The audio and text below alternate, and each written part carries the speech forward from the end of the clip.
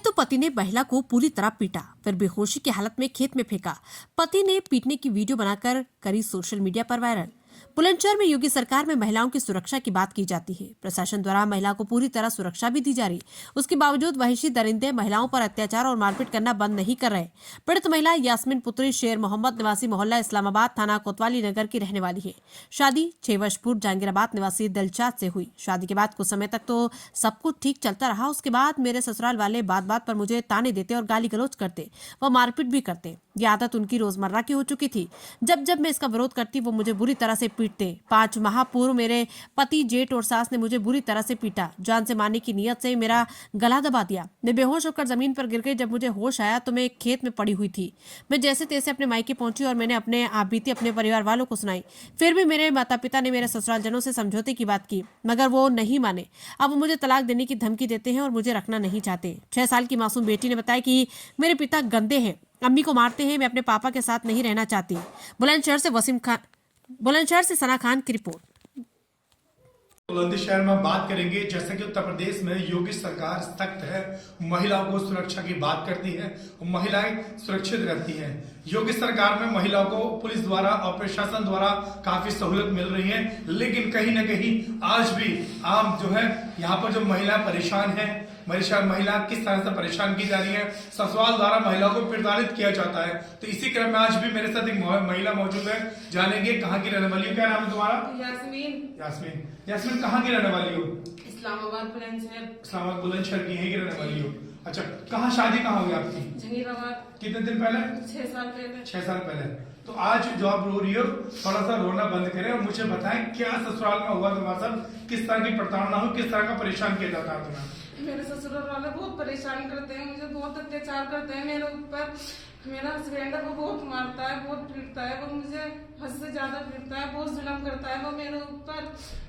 इसकी शिकायत आपने उस ससुराल वालों से नहीं की थी? की थी मैंने ससुराल वालों से, लेकिन उनको कुछ असर नहीं पड़ता। वो तो मुझे धमकी देते थे, ये कहते थे मुझसे कि ऐसे ही रहती रहे यहाँ पे अगर तुझे रहना है तो। लेकिन मैं फिर भी बर्दाश्त करती थी इन लोगों की।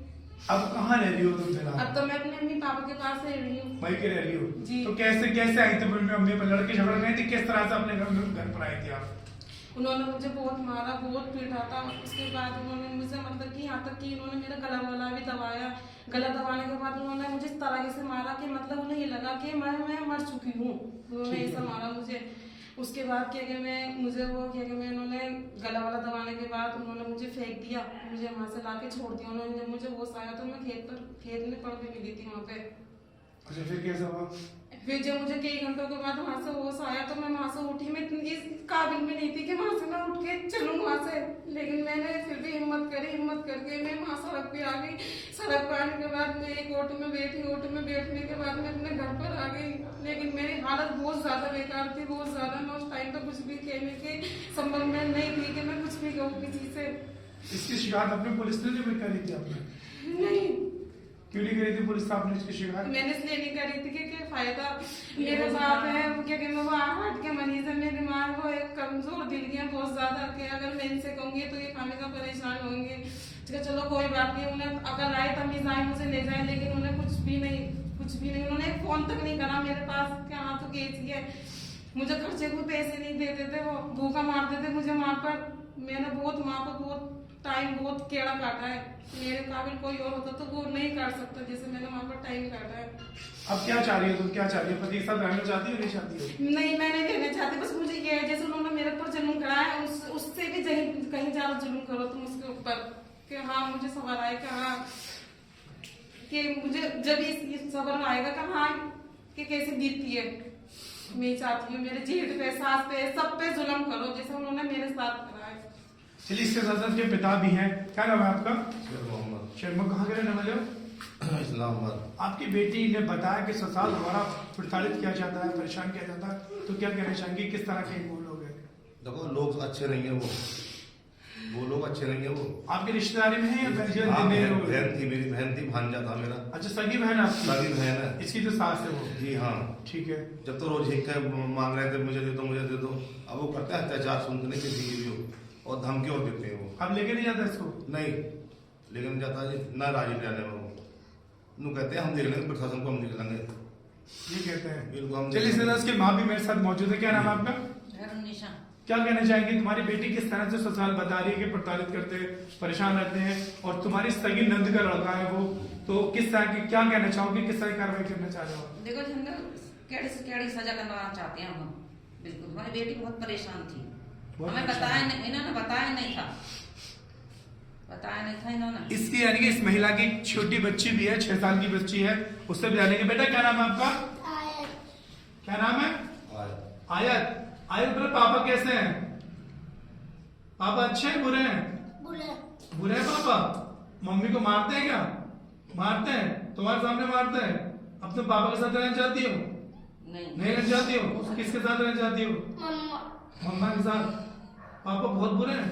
कैसे मारते हैं मम्मी को? और कौन मारता है मम्मी को पापा के साथ साथ? दादी मारती है क्या? दादी मारती है। ये 6 साल की मासूम बच्ची किस तरह बता रही है कि पिता गंदे हैं, मम्मा अच्छी है।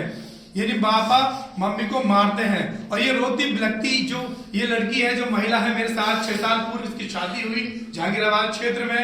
ये बुलंदशहर के इस्लामाबाद की रहने वाली है।